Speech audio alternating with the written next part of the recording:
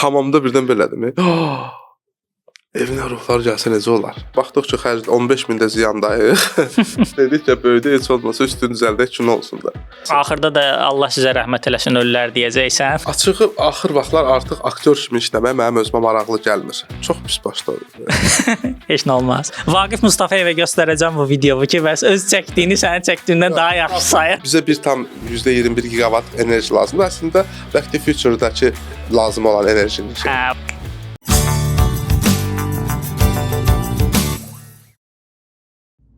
ESET Digital Security. Progress. Protected. Çəkilişdə göstərdiyi dəstəyə görə Lupa Studiyaya təşəkkür edirik. Siz də gəlib burada rahatlıqla öz videolarınızı, podkastlarınızı çəkə bilərsiniz. Deyirəm və başlayırıq. Salam Taleh, xoş gördük səni və izləyicilərimizi. Necəsən? Çox sağ ol, sən necəsən? Şükür, mən də yaxşıyam. Təbrik edirəm yeni formatda. Çox sağ ol. İlk qonağım sənsən. Uğurlu olsun, davamı olacaq, olmasın. Azərbaycanda bir çox podkastların ilk qonağı mən olaraq. Konkret ayağın düşərlidir deyəsən. Yəqin ki, nə bilim, insanlar üzü yolayam. O da ola bilər, üzü yolasan. Necə gedir işlər? Film artıq 2 gündür, bəlkə də filmi artıq 2 gündür nümayişdədir. Nə düşünürsən? İlkin təəssüratların? Axır ki, fikirləşirəm bitdi. Mənə gəlir proses heç vaxt bitməyəcək. Çünki çoxdan başlayıb. Rahatladım. Bitən kimi də xəstələndim, hiss eləyirsən. 2 gündə uzanıram evdə qəşəng. Üzü belə ağzı açıq qalmışam.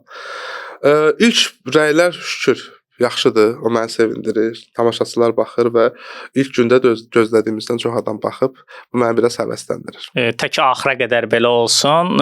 Belə bir açıqlama verim ki, bu videoda biz çalışacağıq ki, film haqqında heç bir spoiler olmasın, amma təbii ki, film haqqında əksərən danışacağıq. Ona görə rahatlıqla izləyə bilərsiniz.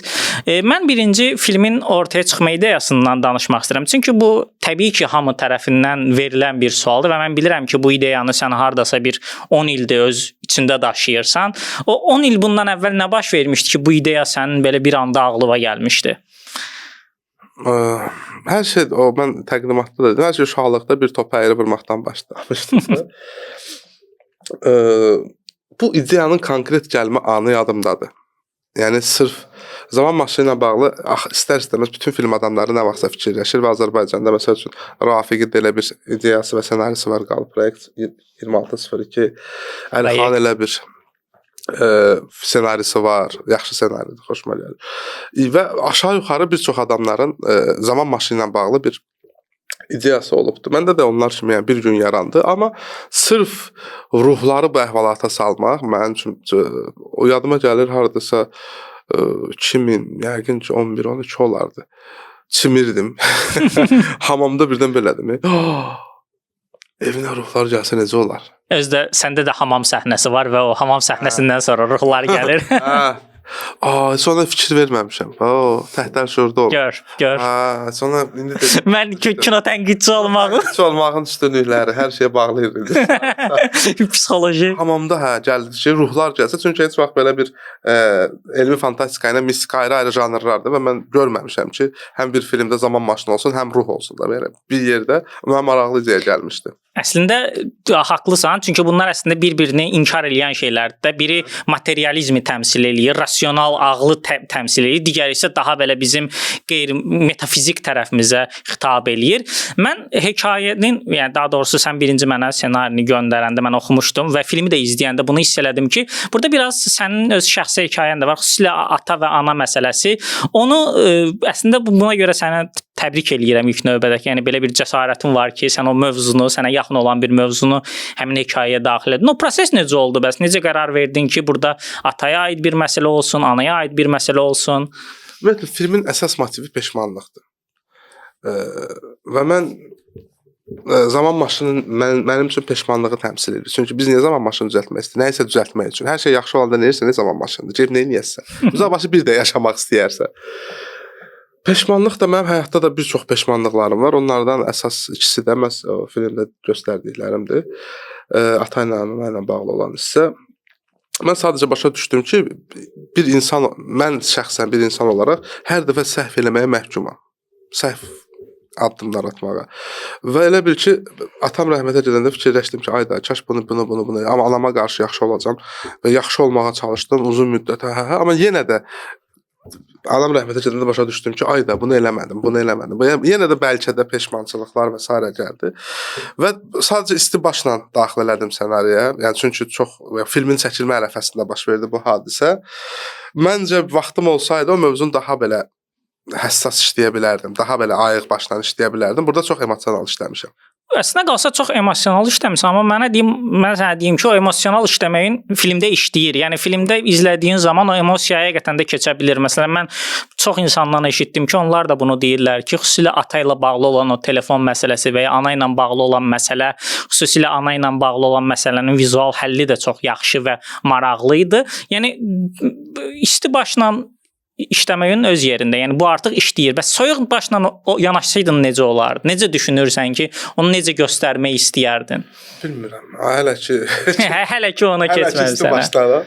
Amma məncə biraz da biz yəni filmin ikinci böyüməyində müəyyən o flashback səhnələri yazılanda məncə mənə biraz da vaxt lazım idi ki, onları daha belə cilalayım. Onlar biraz birinci o ev hissəsindən fərqli olaraq daha kobuddular. Daha belə bişməmiş səhnələrdir məncə. Amma məncə əksər yerlərdə işləyirdi. Bir də mən film izləyəndə nə çox diqqətimi çəkdi. Sən həddindən artıq filmdə dini referanslar var. Əslində bu, yəni səni ən azından sosial mediadan və ya ümumiyyətlə səni tanıyan biri üçün biraz qəribə ola bilər. Nəyə görə? Çünki sən o qədər də dini tərəfi belə çox göstərmirsən və ya ümumiyyətlə belə bir personan yoxdur da yəni. Amma filmdə var idi və əslində bu mənim xoşuma gəldi. Nəyə görə? Çünki filmin yəni bu dini referanslar, dini mətnlər bizim həm ictimai şuurumuzda, həm də kollektiv şuurumuza hopub, həm də bizim belə alt şuurumuzda da artıq onlar var və onlar müəyyən mənada hələ də bizə çox məna kəsb edirlər. Ona görə sən necə oldu ki, bəs düşündün ki, burada dini keçmişim var. Sual üzr istəyirəm, qutarardım. Yox, elə sualım budur ki, necə oldu ki, belə dini referansları əlavə etməyi düşündün və ümumiyyətlə onu filmin bir hissəsinə gətirdin? Mənim dini bir keçmişim var. Mən uzun müddət, yəni çox mömin müsəlman olmuşam. Yəni çox belə vaxtında namazlarım olub. Söyüş söyməmişəm, yanından qız keçəndə özümü çəkəm. Belə bir və araşdırmışam. Mən çox oxumuşam. Uşaq Bibliyasından tutmuş Quran və s. Bu istər-istəməz mən başa düşürəm ki, mənim hər bir məni formalaşdıran bir bu mənim hardasa bir yeni yetməlik dövrümə düşən bir vaxtlardır. Bundan sonraki ssenarimdə də var, ondan sonrakında da var. Baxıram mən indi özümü analiz eləyəndə.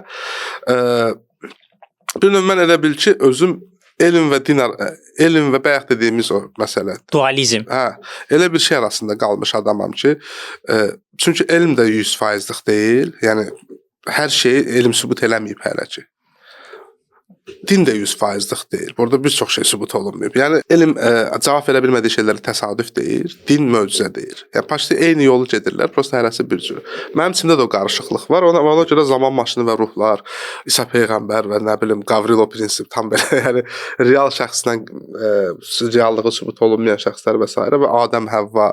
Yəni bu cür qarışıqlıq mənim içimdə illərdir var və o da istər-istəməz özünü çıxardır. Bunu bilmirdim məsələn. Mən sənin haqqında bunu bilmirəm ki, dini bir keçmiş. Əslində çox yaxşıdır. Mən təqdir eləyirəm və əslində bu bizim həm də mənəvi dünyamızı belə genişlətmək üçün biraz referanslar. Çünki orada bəzi şeylər var ki, məsələn həmin o məsələləri bilmək üçün biraz da dini bilməlisən. Yəni dinin ki, həm məsələn də tutalım, hamımız Adəm və Həvva hekayəsini bilirik, amma orada məsələn İsa peyğəmbərlə olan məsələ olsun və ya orada sən biraz ironik dillə peyğəmbərin necə namaz qıldığını çəkib göstərmək, biraz həmin o konflikti aradan götürmək. Bunlar məsələn məncə təqdirə layiqdir. Bəs filmin özü çəkiliş prosesi nə qədər oldu və ümumiyyətlə çəkiliş prosesində hansı maraqlı, gözlənilməz, sənin üçün təəccüblü olan məsələlər ortaya çıxdı? Yəni bunu ona görə soruşuram səndən ki, bir 50 il sonra kimsə mənim kimi bu işlə məşğul olsa istinad eləyə bilsin. Əslində yəni biz filmi bir evin içində çəkib bitirib YouTube-a yükləməli idik. Sonradan amma xərclənən pullar və alınan nəticə bizi məcbur elədi ki, filmi böyüdək. Əvvəldən filmin böyük olmasının tərəfdarı deyildim. Mənim üçün bu qısa əhvalat idi.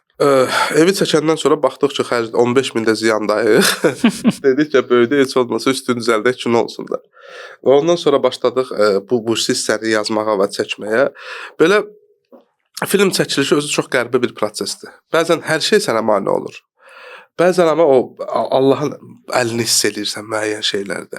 Elə gəlir hər şey alınır ki, deyirsən ki, ayda, yaxşı ki bu belə oldu kimi. Məsəl üçün Alınmayan tərəf Qobustan çəkilişlərimizdir. Çox pis küləyə düşdük. O Bakıda çox güclü külək olmuşdu. O vaxtda biz Qobustanda açıq havada çəkildik. Və onda fikirləşsən ki, ay Allah qurban olum, kino çəkirik də bir şərait yarat, çəkək qutaraq. Amma məsəl üçün hər şeyin belə gəlməsi, o evin tapılması, elə bir şeylər baş verir ki, bu burada olur, bu burada olur, bu burada olur. Proses özü, məsəl üçün filmin özünün əmələ gəlməsi özü bir möcüzə deməyək, çox qəribə bir təsadüf idi. Mən bu filmin vaxtıkən Nicata təklif eləmişdim. Qısa film kimi demişdi, böyük film olsa girərəm. Üstünə bir müddət sonra keçdi. Film təzədən yadıma düşdü. Bəlkə bunu eləyim əsarət kimi belə tərəddüddəyəm. Yenə Nicata yığdım ki, bəlkə eləyək, bəlkə də belədir, eləyək. Dedim, yaxşı. Sonra mənə deyir ki, sən nə oldu? Niyə razılaşdın? Nicat bir veriliş aparır, oturub, sual verib tərəf müsahibinə ki, zaman maşını olsa nəyi dəyişərdiniz? O da deyir, gedərdim Hitlerin müəlliminə deyərdim, onu kəsməsin və s. Və Nicatın yadına bəlkə də senarisi düşür ki, orada belə söz var idi. Üstündən 5 dəqiqə keçir, mən yığıram ki, bəlkədən eləyək. Bəlkə də taleyində var imiş ki, alınsın bu iş. O da deyir ki, ola belə təsadüf olmur da eləyək. Və belə bir möcüzəsi də var filmin yaranmasında. O çox maraqlıdır. Mənə nə maraqlıdır? Məsələn, orada yadımdadır ki, sən bir aktyor var idi ki, sən onu tamamilə təsadüf nəticəsində ora gəlmişdi və tamam başqa bir obrazı canlandırmaq üçün, amma var idi desən Van Gogh obrazı idi. Onu da mütləq danışmağı istəyirəm, bir də sənin ağzından eşidək. Mən əslində çox istəmirdim tarix şəxsiyyətlər çox olsun. Yəni Anna Frank, Einstein, bu ikisi mənim nəzərdə tutduğum tarix şəxsiyyətlər idi. Yəni belə ancaq tarix şəxsiyyətlər ölməyib də, yəni ruhları ancaq ola bilməz evin içində. Və düzmüş uşaqları və sonra görür bir dənə kovboy obrazı lazım idi mənə, bir dənə kovboy. Yəni ölənlərin içində bir kovboyun ruhu olsun. Bu qaqaş dəyəndə baxıram, ola Van Gogh. Necə Van Gogh oxşuyur bu qaqaş? Nəyə deyəcəksən, qulağını bağlayır. Qulağını bağlayır və çox oxşuyur açığı. Mən özüm belə uşaqda düşdə dedim, yox, bir dənə tarix şəxsiyyətimiz olsa heç nə eləməsə də. Hə, orada elədir. O heç nə eləməsə də maraqlıdır. Yəni ən azından baxanda o dəqiqə diqqət çəkir də, yəni. Anna Frankı da çox izləyicilərimiz ola bilər tanımasın. Bu yaxınlarda mən elə Amsterdamda yaşayıb axı. Getdim ev düşməyə, yəni istəyirdim kinodan qabaq onun ev muzeyində ziyarət eləyəsən. Hə, çox qəribə bir şey. Mən heç planlaşdırmamışdım kino bu vaxt çıxacaq. Səfərim mən çünki premyeradan sonra premyeranın vaxtı dəyişdi. Getdim və dəvətnamə aparmışdım. Dedim onu qoyacam ora, çıxacam ki, qoy qalsın. Onun üçün də bir dəvətnamə. Elə bir xəyal qurmuşam beynimdə. Getdim. Səncə nə baş verdi? Bütün biletlər satılıb. Mayın 11-nə qədər. Mayın 11-nə qədər muzeyə biletlər bitib. Aprel ayıdır. Mən martda getmişdim ora. Bizdə heç o qədər filmlər elə bir şey də deyil. Mayın 11-nə qədər bilet satıb düşənmədi be yaxın.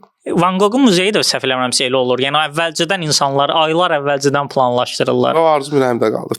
Bileti qoyaydın da, qoya bilmədin. Orada necə? Görmədim axı. Bayrağı harası xüsusiyyət olurdu. Eybi yox, saxla bir dənə bilet onun üçün gedəndə Anna Frankı yad eləmək məqsədi ilə qoyarsan. Mən dəfə gedib bir ay əvvəldən alıb bilet. Mən filmi izləyəndə, film haqqında belə öz Telegram kanalında da belə kiçik bir tanıdıcı bir şey yazanda da bunu qeyd eləmişdim ki, məncə Azərbaycan üçün ümumiyyətlə də ümumi olaraq belə bir mövzunu işlənməyi cəsarətdir. Sən necə düşünürsən? Özü cəsarətli sayırsanmı? Nə mənada cəsarət? Yəni belə bir mövzuda, yəni tamam necə deyim, fərqli olan, zamanda səyahət olan, mistika var içində, eyni zamanda başdan ayağa komediya olmayan, məsələn də tutalım Cem Yılmazın məşhur Aroqu, Qorası var. O komediyada amma zamanda səyahət teması var, amma səndə o lap belə üstünlük təşkil edir. Məncə biraz ənənəvi kanondan çıxırsan deyə bu cəsarət tələb edir. Yəni sən öz komfort zonundan kənara çıxırsan. Açığı bu filmlər mənim həmişə eləmək istədiyim filmlər olub. Yəni bu cür tərzdə inşallah gücü toplayıb ssenarini bitirsəm, bundan sonraki filmdə aşağı yuxarı bu formada demirəm. Mən ümumiyyətlə Ölülər trilogiyam var belə. Bu birincisi idi. Ölümdən bəhs. Axırda da Allah sizə rəhmət eləsin ölülər deyəcəksən. İkincisi Dirilər adı. Aha. Bir ateistə peyğəmbərlik verilmək. Da bir əhvalatdır. Və təsəvvür bu insan ömür boyu mübarizə aparır ki, yoxdur din və s. Bir gün insanlar dirildə bilir və heç cür başa düşə bilmir bu necə. Belə bir əhvalatım da var. İnşallah bundan sonra onu eləmək istəyirəm gücüm olsa.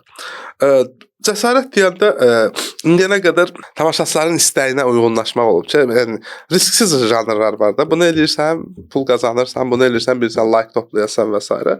Amma artıq mən fikirləşirəm ki, qoy öz istədiyim şeyləri də eləyim. Çünki vaxtı çatıb. Nə vaxt eləyəcəm? Əslində Əgər vaxt bəlkə gedir də qəbul olunsa, tamaşaçılar tərəfindən həzm olunsa, qəbul olunsa, mənim üçün nə xoş ki, mən daha da cəsarətlənib növbətləri eləyəcəm. Əla. Bir də əslində Anna Frankdan danışdıq. Orada bəzi tarixi hadisələrə də vurğu var. Məsələn də müəyyən tarixi hadisələr. Bir də məsələn mənə Pushkin maraqlı idi ki, niyə məsələn Pushkin? Sırf niyə Pushkin? Ümumiyyətlə gənc ölən adamlara bizim xüsusi simpatiyamız var. Məsələn Mikhail Müşfiq, Pushkin, nə bilim, istənilən 37 yaşını görmüş dahilər var da. Biz orada iki səbəb var. Bir, müxtəlif məkanlar olsun. Əslində çox idi. Zamanda səyahət 18-19 səhnə idi. Büdcə imkan vermədi. Məsələn Stephen Hawkinglə bir səhnə var idi. Onu heyf ki, o zaman səyahət haqqında oxuyanlar üçün çox qəşəng bir pasxalqa olacaqdı. Orada necə olub? Stephen Hawking belə bir şey eləyib vaxtı ikən götürüb bir parti təşkil edib, hər şey oturub və gözləyib. Sabahsı gün məktub yazıb ki, filan tarixdə parti olacaq, filan yerdə filan və onu məktub olaraq saxlayıb. Ondan sübut edib ki, zamanda səyahət edən yoxdur. Çünki o partiyə kimsə gəlsə, məktub bir gün sonra yazıb da, gələcəkdən gələn adamın xəbəri var. O qayıdardı o tarixə. O səhnəni də yazmışdım ki, bunlar girirlər içəri. O da baxır belə. Hə, qəşəng. Qəşəng pasxalqa. Yəni belə qəşəng fişkaydı. Prosta dedilər ki, Allah Stephen Hawking Cambridge-də özdə, Cambridge qur məsələn. Onun kimi biz çox şey, öz tariximizlə bağlı çox şeylər var idi. Prosta yəni onu mən də sənə biraz belə danışmışdıq əslində o barədə ki, bəlkə də öz tariximizlə bağlı nələrsə. Düzdür var, yenə də orada var. Çaldıran döyüşü var idi. Çaldıran döyüşü var. Əslində müharibəyə niyə girmədim? Qarabağ deyirəm söz olaraq. Çünki yenə paralel 26:02-də o mövzu var deyə ora girmək istəmədim. Sonra Daşkənd zəlzələsi var idi məşhur. Orada insanları xəbər. Çox belə tarixdə əslində biz indi gördüyümüz ən qısalmış versiyası idi. Həm də ancaq özümüzə aid eləmək istəmirəm, daha bəşəri şeylərə kömək. Yəni özümüzdən də əlbəttə nələrsə amma belə bəşəri də şeylərə toxunmaq istəmişəm. Bir şey soruşum səndən, bilmirəm bunu bilərək etmisən, bilməyərək etmisən. Orada Pushkini, sənin obrazlarından biri Pushkinlə qalmağa qərar verir və şey deyir ki, bunu Aliyə xanım bunu dedi, Aliyə Dadaşova dedi ki, əslində Pushkin deyirsən gündəliklərində hardasa qeyd eləyib ki, onun məsələ o cür qadınlardan xoşu gəlmiş, biraz daha belə şən, biraz daha belə oynaq.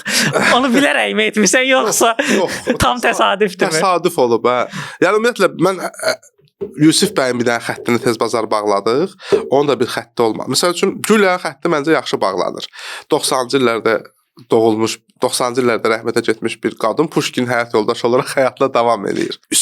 Ümidin xətti çox qəşəng bağlanır. İndi spoiler üçün deməyəcəm. Yəni 2000-lərdə ofisdə ölmüş bir adam hara gedir, çıxır. Yusif bəy biraz belə tələm-tələsiyə salmışıq. Orada daha yaxşı bir şey fikirləşə bilərdi. Büdcəmiz və vaxtımız olsaydı, bəlkə də daha yaxşısını eləmək olardı. Elə onu sual verəcəydim ki, sən özün bir rejissor olaraq, bir film adamı olaraq filmi izləyib bitirəndən sonra nəyi düşündün ki, bunu daha yaxşı eləmək olardı? Çünki adətən biz belə deyim də, yaradıcı insanlarda həmişə o bir peşmanlıq şey var. Ya, bunu daha yaxşı eləmək olar deyə. Bu nəsə bir həmişə elə bir şey var. Təbii ki, yəni istənilən bir filmə baxanda onu demək olur. İndiki halda mən filmə baxmaq istəmirəm ümumiyyətlə. O qədər çox baxmısan ki artıq. Məncə indi ona qərar verə bilməyəcəm. Çünki mən məsəl üçün premyeradan qabaq mən filmə bir dəfə də baxdım. Salda baxdım, tək oturdum baxdım. Sonra bir də sizlə bir yerdə baxdım. Onda baxdım və mən dedim ki, hə, okeydir. Aşağı yuxarı hər şey olubdu. Yəni yazdığımızda da hamısı çəkmişik. Amma biraz vaxt lazımdır mənə. Bir də ayıq başdan baxım, o səhvlərimi görürəm. Hələ ki isti başdan görmürəm. Mən filmin musiqi həllindən danışmaq istəyirəm. Əslində filmin musiqi həlli gözəldir. Çünki orada Qaraçı zamanı musiqisi belə əsas olaraq götürülüb, onun müxtəlif variasiyaları işləyir və məsələn qızla görüşdə başqa bir Bu variasiya. musiqi deyil. Onun əsasında bəstə. Hə də onun əsasında, yəni onun əsasında əslində bu mənə çox maraqlı gəldi. Məsələn, niyə Qaraçı zamanı belə diqqətinizi çəkib? Çünki Alatavada da var idi. Alatavada da var idi. Yəni Əlixanı orada ilhamlandıran nə idi Qaraçı zamanı və siz necə oldu ki, həmin musiqinin ilhamlanaraq onun variasiyaların və ya yeni bir versiyasını işlədiniz? Açıq o mahnı mənim ən sevdiyim mahnıdır da, yəni. Mənim playlistimə baxsa, o mahnının hər versiyası var. Skripkadan tutmuş da, hər orkestral və s. O mənim sevdiyim mahnıdır. Yəni mən Kusturicanı sevirəm. O filmə baxandan o mahnı mənim üçün belə tabudur, yəni. Bilməyənlər üçün deyək ki, Goran Bregoviçin bəstəsidir və Qaraçı zamanı filminin musiqisi. Əslində xalq mahnısıdır. Amma onu adaptasiya çevirib, hə. Və mən bu filmi ilk dəfə beynimdə canlandıranda final səhnəsi var idi. O baxırıq bir-birimizə ruhlarla. O yerdə yox, əstəğfurullah, o yerində yox. Düyməni basandan sonra keçmişə gedəndə orada sırf Beyrut versiyası var idi həmin Ederlezinin. Deyirdim ki, bu olacaq. Sonra Məlixan Alatavanı çəkəndə Əcəlaf onu istifadə edir. Dedi var. Nəysə, eyb yox. Amma çox yaxşı oturmuşdu deyə Alatavanın finalına. Mən dedim ki, okey, o qalsın. Və özüm də İslam Şirvanidir filmin bəstəkarı. Buradan öpürəm onu. Buradan salamlayırıq. Çox yaxşıdır musiqi. Və əsas bir motiv, o birisi motiv idi. Onu tam orijinal idi. O musiqi dedi, mən belə bir zaman fantastika danışdıq elədi. O biraz müəyyən işlərini göstərdi. Orada bir mahnının içində 3 not var idi. Dın dın dın. Dedim, bunun əsasında nəsə eləmək olar. O da götürdü onun əsasında. Sırf zaman maşını ilə bağlı olan hissələrdə o idi. Bir də mən dedim ki, mən Ederlezin bu filmin finalında eləməliyəm. Ya yaxşı bir şey bəstələyəsin, ya da mən o mahnını hüquqlarsız, zadsız qoyacağam finala. Yəni özüm bil. Sənin filmində başqa bəstə olacaq. O da bunu atdı. Yəni əslində belə baxanda oxşuyur versiyası, amma piano versiyasının zadına qulaq alsa baxışın tamam fərqlidir. Tamam, yəni başqa notlar üzərindədir. Amma sırf o turbalarda olan tərzinə görə oxşuyur. Və birinci qulaq asandan dedim budur. Bu. Yadımdadır ki, hətta sən onu story olaraq maşında gedərkən çəkib atmışdın. Çox belə mənə olmuş ki, filmin və o motivi də işlədik və finalda da şükür istədiyim kimi, yəni məcbur olub Ederlez istifadə eləmədim. Əslində söhbətimizin əvvəlində olan yerə qayıtmaq istəyirəm. Mənə bu çox maraqlıdır da. Çünki bu bir çox yaradıcı insanın qarşılaşdığı bir məsələdir.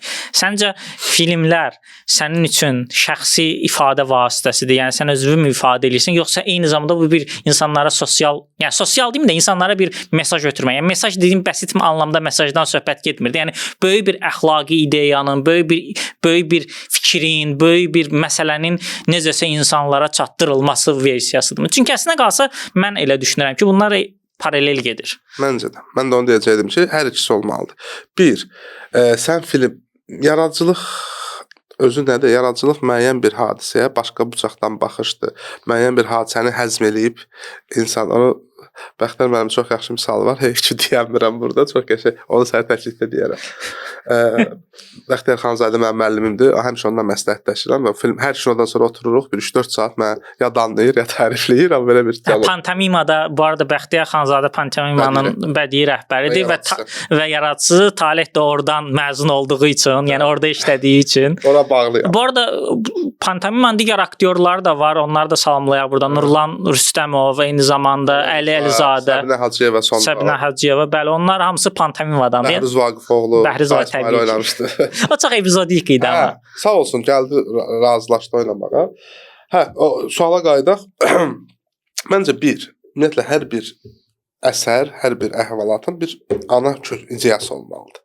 Elə bir ki, söhbət edirik səndən. Və mən sənə heç nə itoqda danışmıram. Bu necə bir əhval? Mən sən nəyisə söhbətini eləyəndə bunun bir məğzi olur da. Mən bu söhbəti səndən niyə edirəm? Filmdə odur da, nəqli, əhvalat nəqlidir. Ona görə hər hansısa bir dediyin o mesaj deyək, ideya deyək, o məncə hər bir filmdə, hər bir kitabda, hər bir əhvalat formasında olmalıdır. Şəxsi şeylərə gələndə isə insan ona tanış olan şeylərdən daha səmimi danışa bilər. Nəinki yad mövzulardan. Məsəl üçün, mən bir ananın uşağını itirməsi haqqında nə qədər səmimi ola bilərəm. Düzdür, mən tuta bilərəm söhbəti, danışa bilərəm və s. Demirəm, hamı öz başına gələnləri və yaxud da ki, mənə yad olan mövzunu çox güclü araşdırmalıyam. Tutaq ki, mən şaxtyorlardan bir film çəkirəmsə, mən vacib Orada deyil ki, özüm yaşamalısan şaxtyor ən oldum. azından Hə. bir görəsən. Yox, mən getməliyəm, şaxtyorları bir görməliyəm, onlar necə qazırlar, onlar necə zarafat eləyirlər, problemləri nədir, onlar da o araşdırmaq istəyən şeydir. Bir də var ki, mən məsəl üçün artıq özümün təcrübəmdən keçdiyim bir şeydən onu araşdırmağa şey yoxdur, ehtiyac yoxdur. Və məncə insanın özünün zaman, çünki biz yaşa dolduqca məsəl üçün məncə subay olanda bir ssenarist olaraq tutaq ki, bir ailə haqqında yazmaq olar, yaxşı yazmaq olar. Amma evli olanda daha səmimi, daha düzgün yazmaq olar. Ona görə biz bildiyimiz şeylərdən daha yaxşı yazırıq. Bir o məsələyə vurğulamaq istəyirəm. Çünki bayaqlar sən dedin ki, bir məsələ var ki, onu hələ ki heç kim mənə deməyib, amma mən filmdə onu da göstərmək istəmişəm. O barədə nə deyə bilərsən? Əslində bundan qabaq gördüyümüz işlərdə müəyyən qədər hər şey çalışırdıq ki, yerində olsun. Baxdım, yəni okey, budur. Bu işdə biraz elə eləmədim. Bu işdə bir gördüyümüz film var, bir görmədiyimiz alt qatı var. Mən müəyyən bir filmdə müəyyən bir şeylər atmışam və gözləyirəm ki, əslində filmdə nə baş verdiyini kimsə diqqətli bir tamaşaçı, ay da orada filan şeyi gördün. Əgər o ordadırsa, deməli bu belədir, deməli. Ay da başqa. Hekayə başqaymış. Hə, bunu çünki bəzi filmlər olur ki, akasa filan film falan şeydən deyilmiş, falan şeydənmiş. Çünki bu şeylər var. Elə bir necə deyim, belə diqqətli tamaşaçı gözləyirsən də onda belə çıxır. Elə bir hoqqa eləmişəm açığı. Və o tamaşaçını gözləyirəm ki, o nüansları tapıb, daha doğrusu həm tamaşaçı, həm də tənqidçilərimiz var. Tənqidçilərdən də gözləyirəm ki, o nöqtələrdə o şeyləri görüb şey eləsə, mən çox rahat gördü kimsə. bu barədə kimsə bildi, danışdı.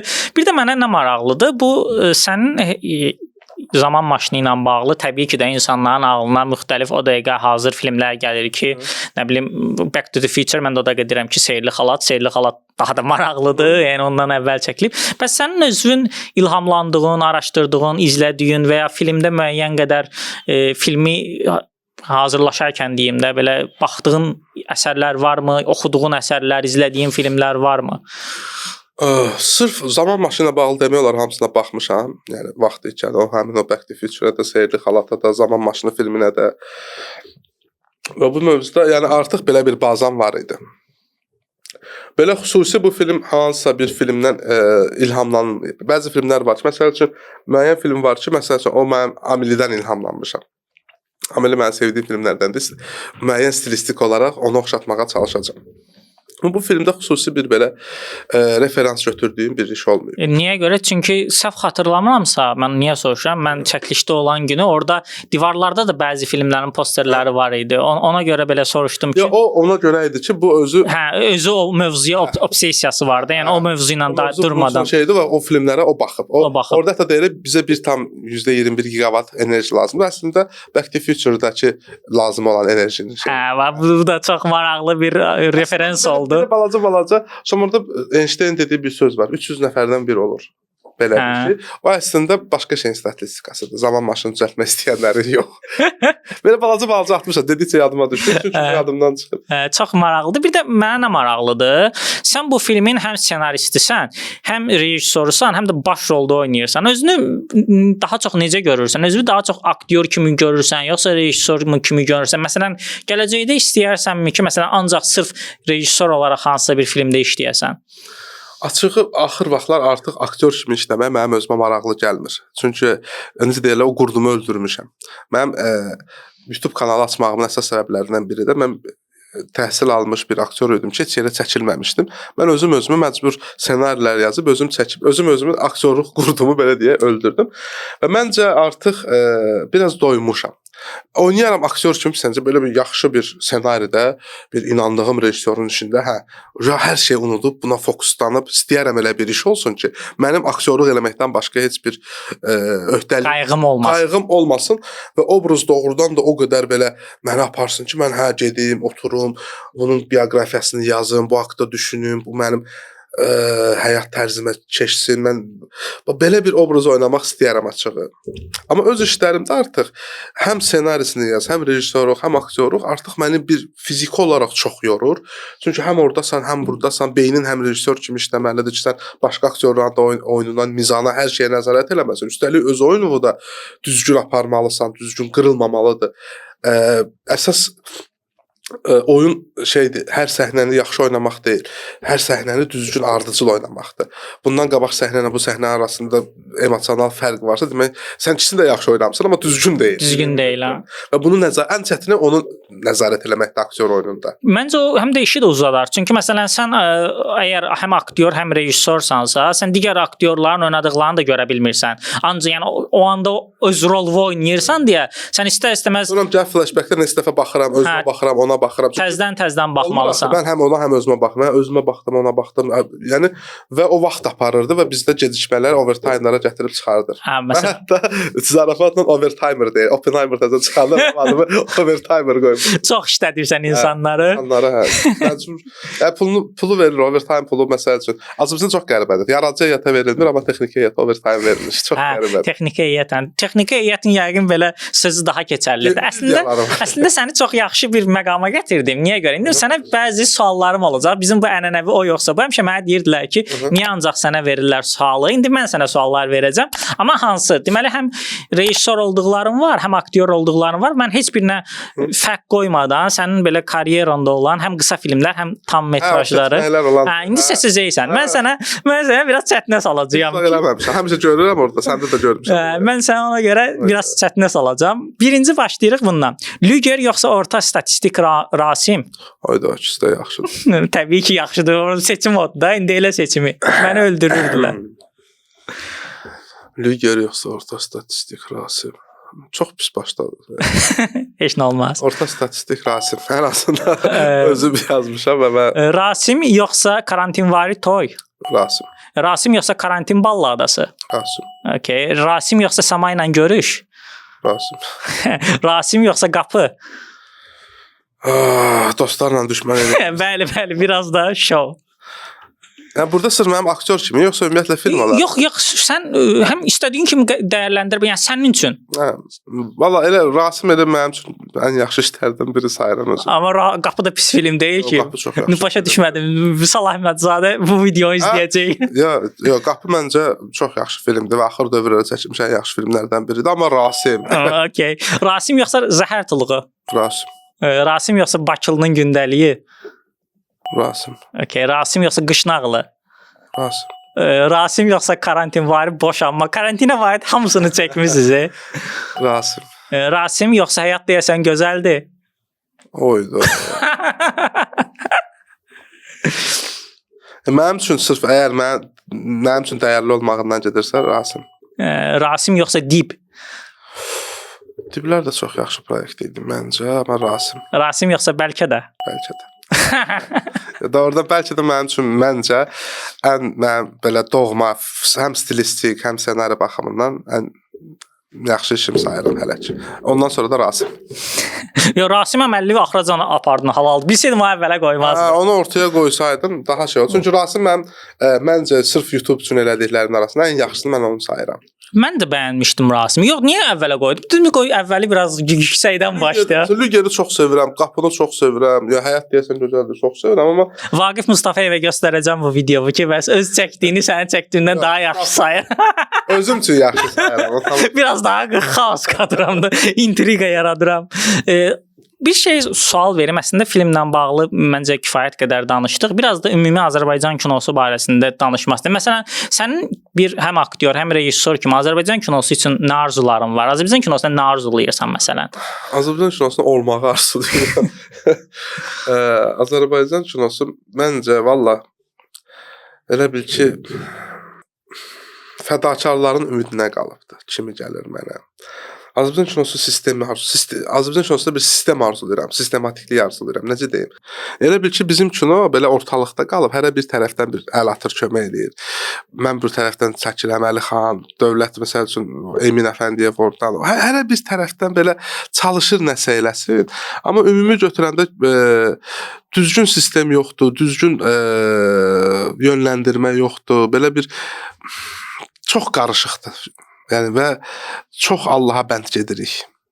Hə, biraz əslində qalsan ona mən həmişə deyirəm ki, Azərbaycan kinosu nə uğur qazanarsa, hamısı bu Azərbaycanda filmi sevən insanların, film üçün dəli divanə olanların hesabınadır. Hətta bir növ məsəl üçün Azər Quliyev Kanda əsas festival, əsas bəli, qısa filmdə yarışmış adam və insan yoxdur. Yəni insan heç çağırıb demiş ki, qardaşım, bəlkə bir ssenarim var, bəlkə bir ideyam var. Hilal Baydarov məsəl üçün bu sırf elə dünyaya çıxan insanlarımızı deyirəm. Və yaxud da başqaları. Biz kino çəkəndə Allah haqqı, yəni qapı düş, sponsor gedir. Yəni film şəxsi bir şey deyil. Heç kəs filmi aparıb evində asmır hardansa. Bu love story deyil, toyun qabağına montaj eləyək. Film hamınındır. Necə ki, vaxtıkən Fəryad filmi bir kişinin puluna çəkilib də. Yəni bu dövlət sifarişi deyildi. Bir varlı bir adam çəkdiribdi. İndi o Fəryad filmi kimindir? Onundur. Xalqındır. Biz baxırıq, biz ləzzət alırıq, biz fəxr eləyirik. Film də belə bir şeydir. Bu hamının da elə bil ki, istəyərəm ki, filmə büdcə tapmağın bir forması olsun. Demirəm, dövlət, mən heç vaxt dövlətdən pul almaq istəməmişəm filmə görə ki, sən ver. Amma necəsə şərait yarat, ver qaytarım. Nə bilim, ver müəyyən hissəsini qaytarım. Ya dəstək ol, bilmirəm. Necəsə, çünki film yenə deyirəm, dövlətin mədəniyyətidir, bir dövlətin incəsənətidir. Xalqın mədəniyyətidir həm də. Hə, yəni bu şey əgər varsa, bir əsrdir, bütün dünyada bu yayılıbsa və hələ də davam edirsə və hələ də dünyada film çəkilirsə, deməli özünü təsdiqləmiş bir sahədir. Üstəlik sənə bir şey deyim ki, mən onu son dövrlər fikirləşirəm ki, normalda film ilk çıxanda, kinolar ilk çıxanda digər incəsənət sahəsindən çox bəhrələnirdi, ədəbiyyatdan, nə bilim. Amma indilərdə görürəm ki, artıq digər incəsənət sahələrini filmlər formalaşdırır. Məsələn, musiqilər görürsən ki, film musiqiləri tipində olur və ya nə bilim, bədii əsərlər biraz daha lakonikləşib, biraz daha hekayənin öz qurğusundan film strukturuna keçib. Yəni əvvəlki kimi məsələn 600 səhifə oxumur insanlar, 200 səhifə istəyir ki, ver mənə oxuyum da bunu. Əslində film yarananda çox ciddi bir sənət kimi qəbul olunur. Təbii ki, çünki sintetikdir də. Və film yeganə əhvalat danışma formasında hər şeyi birləşdirdi özündə. Fotoqrafiyadan tutmuş da, teatrı birləşdirdi, bəstəkarlığı, rəssam, hamısını birləşdirə bildi və məncə ən gözəl əhvalat danışma formasıdır. Kitab öz yerində, nə bilim, hətta oynadığımız video oyunlar belə əhvalatdır da, sən müəyyən əhvalatı özünü idarə edirsən və s. Film ən yaxşı formasıdır və müstəqil artıq bir sahədir. Amma yenə deyirəm, belə və indi film də müəyyən krizis yaşayır. İndi seriallar daha çox maraqlıdır, diqqət çəkir və insanlar artıq uzun filmlərə baxmaq istəmir deyəsən, belə daha o TikTokun verdiyi bir tələskənlik var. Yəni filmdən öncə tempi də dəyişir. Məsəl üçün çox yüksək sürətlidir. Hər şey hər yerdə. Hə, everything everywhere. Ona çox xoşuma gəldi. Mən də çox bəyənmişdim. Sadəcə insanlar onu başa düşmürdü ki, niyə bu filmi bəyənmirsən? Deyirəm ki, yəni bu müasir dövrün filmidir. Müasir dövrün filmi belədir. Təzə bir şeydir. Təzə bir montaj ritmi var, təzə bir montaj yanaşması var. Fərqlidir. Ona görə Oscar da qazandı təbii ki, amma insanlar başa düşmür, bu nə filmdir çəkiblər. Elə ki biz müəyyən qədər o bizdə belə bir şey var da, köhnəyə bağlılıq var. Niyəsə biz elə fikirləşirik ki, asta tempdə olan, o boz çalarlarda olan filmlər daha filmdir. Nəinki bu. Əslində bu da mediumun, yəni film mediumunun artıq gəldiyi nöqtədir də. Bilsən, müəyyən klişelər var ki, onlar hamımızda, yəni bütün hamının beynində formalaşıb ki, yaxşı film dediyim kimi festival kinosudur. Amma məncə yaxşı film yaxşı əhvalat danışan və emosional təsir edən filmdir. Okay, mən də bundan əksərən razıyam. Təbii ki, baxır o çünki məsələn əslində qalsa bütün filmlər hekayə, əhvalat danışır. Sadəcə bəziləri bunu yavaş templə eləyir, bəziləri yüksək templə eləyir, bəziləri fərqli üsullarla eləyir, janrlarla eləyirlər. Hamısında yəni mövcud olmaq haqqı var. Təbii. Mən nə maraqlıdır? Əslində qalsa YouTube Azərbaycan filmi üçün çox şey elədi. Nəyə görə? Çünki YouTube üzərindən formalaşan, YouTube üzərindən daha çox insana çatmaq şansı əldə edən insanlar oldu. Məsələn, sən də həmin özün dedin ki, YouTube-dan daha çox bəhrələnmisən. Amma sən necə düşünürsən? Məsələn, YouTube Azərbaycan izləyicisinin müəyyən davranışlarını pis təsir eləyirmi? Niyə görə? Çünki mən görürəm ki, məsələn də sənin filmin haqqında danışmışam və ya X bir film haqqında yazırlar ki, YouTube-a qoysunlar, baxaq. Məsələn, sən bu yanaşma ilə necə düşünürsən? Məncə YouTube kontenti öz yerində, amma filmlər YouTube-a yüklənməməlidir, məncə. Yəni mən YouTube-a kontent çəkəndə YouTube üçün çəkirəm. Bu zaten YouTube üçündür, başqa heç yerdə olmur. Amma filmi YouTube-a gözləmək o bir növ həmin o film istehsalçılarına o sənətə verilən qiymət deyil də. Yəni çünki bir filmin əmələ gəlməsi 150-200 minə başa gəlirsə və bu pul necəsə geri qayıtmalıdır. Bu pullar necəsə özündə olmalıdır. Ona görə məsləhət görərdim YouTube-dan izləmək istəyən dostlarımıza, tamaşaçılara ki, yaxşı olar ki, heç olmasa bir dəfə, hər filmə bir dəfə, yəni tək də ola bilər gedəsən. Amma baxıb necəsə dəstək olmaq lazımdır. Yəni dediyim kimi film bir adamın deyil, hamısındır.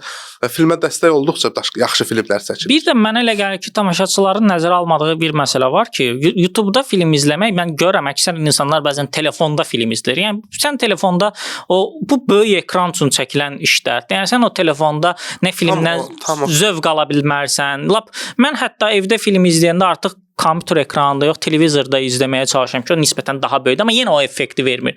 Çünki kinoteatr özü reallığın böyüdülməsidir. Tam sən yaxın planda özünü göstərirsən, orada sənin kiçik bir emosiyon, kiçik bir hərəkətin kollektiv baxmağın ləzzəti başqadır. Təbii də o biraz emosiyalar, fikir ver, tək baxsan filmə, çox qədər gülmürsən, amma kollektivə baxanda çox gülürsən. Onu mən hiss eləmişəm. Bəzən görürəm ki, kimsə gülür və o digərləri də ona qoşulub gülürlər. Yayılır. Kimsə ağlayırsa eyni şeydir. Bilirsən, bəlkə də sənin dövrdə düşüb ailəlikcə televizora baxmaq ənənəsi var idi vaxtı. Var idi. İndi yoxdur. İndi artıq demək olar ki, indi hamı telefona baxır fərdi. Bir dənə kaset gətirirdik və yaxud videoya qoşurdu, bütün ailə otururdu. Məsəl üçün mən elə Cəsur Ürəyə baxmışam. Braveheart-a. O mənim yadımdadır, anam oturub, atam oturub, qardaşlarım oturub, birgə ayda uğraş gördün neynədir. Belə müzakirə var. Çox onun verdiyi ləzzəti və kinoteatr da onun bir formu, daha böyük formasıdır. Məncə onun tək telefon və s. Mən bir də nəyi müşahidə eləmişəm? Əslində dediyin yaxşı bir məqamdır. Bəlkə də həmin o ailəlikcə televizor qarşısında nəsə film izləməyin müəyyən bir davamı olaraq da mən indi də görürəm ki, insanlar bunu deyir ki, məsələn bu filmi ailəlikcə izləmək olarmı? Məsələn belə bir məsələlər var. Belə bir onu sırf filmdəki 18+ mövzulara görə. Bilirəm. Yəni başa düşürəm nəyə görə, amma yəni sanki biraz o belə bizim şuurumuza işləyib, sanki o artıq bizim davranış formamıza çevrilib ki, biz bunu ailəlikcə izləyə bilərikmi? Yoxsa tək baxıb. Yoxsa tək baxım. Həqiqətən məsələn kimsə mənə yazır, məsələn də bir film Narbağı filmini tövsiyə eləmişəm və çox yaxşı bir filmdir. Girib mənə yazırlar ki, bəs bu filmdə tək baxmağa uyğundur. Yoxsa deyirəm mən yaxşı olar ki, yəni hər filmin YouTube-da orada qarşısında yazılır da hansı yaş həddinə uyğundur. Məsələn 18+-sa bu deməkdir ki, sən buna əgər ailə ilə baxmaq səni narahat eləyəcəksə tək bax. Hansı Azərbaycan filmi var ki, ailə ilə baxmaq olmaz ki? Yəni məsələn bir səhnə və s. olur da. Tutalım axınla aşağıda bir səhnə var ki, orada qadın müəyyən qədər yarı çılpaqdır, yarasada var. Müəyyən belə səhnələr var, amma yəni ümumilikdə insanların məncə belə bir həssaslığı da var və belə bir şey də var ki, sanki kinoteatr tamaşaçısı daha çox ailəvi kinoteatr tamaşaçısıdır. Bizdə insanlar ailəvi olaraq gedirlər. Onu çox, yəni düzgün vurğuladım. Bir çox filmlər əgər 18+-u onun tutmaq şansı çox aşağıdır. Çünki insanlar bizdə, yəni heç kəs kinoteatra tək gedir. Ailəlidirsə, yığır özü, nə bilim, baldızı, qaynı ilə 4-3 bəzən 2-3 ailə birləşir gedir və bir çox filmlərin son dövrlərdə sırf maddi baxımdan uğurlu olmasının əsas səbəbi məhz o ailəvi məsələsi. Məsələn, Qapı filmi çox yaxşı filmdir, amma müəyyən orada özün baxmısan. Baxmışam, baxmışam. Oradakı o həmin o twist, məsəl üçün, artıq ki, məsələn, cəb ailə baxaq orada. Hə. Xəyanət mövzusu var və s.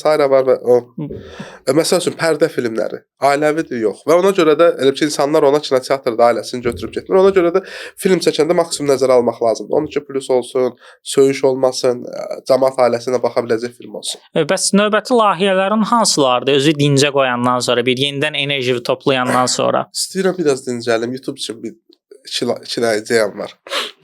Əlixanla çox yaxşı bir ideyamız var. Bir əhvalatı 2 dənə çəkəcəyik. Rasimon effekti yaradacağıq. Onun tərəfindən, mənim tərəfimdən. Belə ki, mənə baxanda deyirsən ki, o uğraş hardan gəldi, bana paz oldu. Ona baxanda eyni şeyi, ona belə bir...